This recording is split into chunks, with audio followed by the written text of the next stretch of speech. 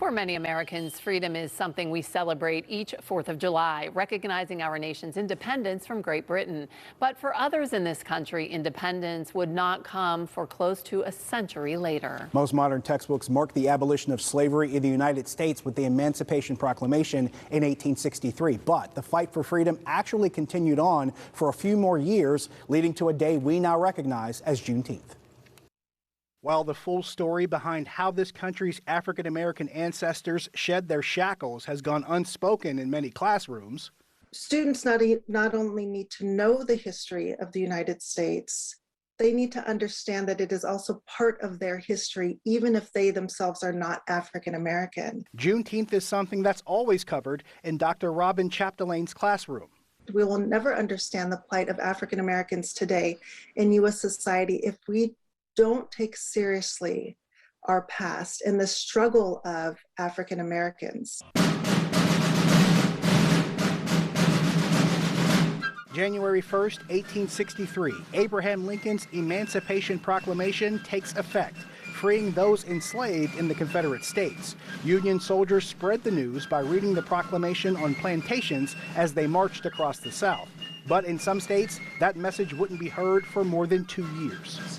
If it wasn't for the presence of the Union Army in Texas in 1865, then who knows how long slavery could have continued to exist. June 19th, 1865, Union soldiers arrive in Texas, announcing the estimated 250,000 people still enslaved in the state were free.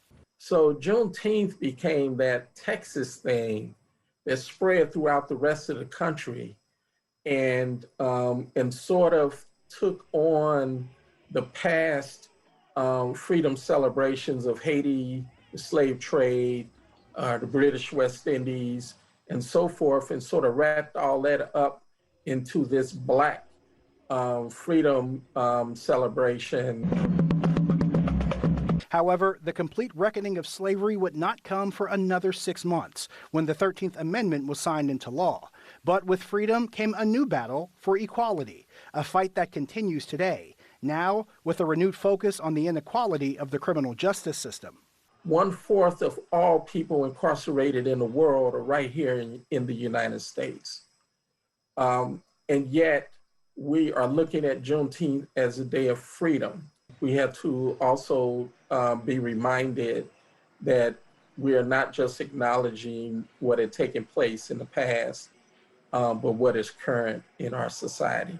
But with the most recent civil rights movement across the nation over the past half-dozen years, historians believe for the first time in a long time, people are listening and hungry to hear more about a history that has long been rewritten.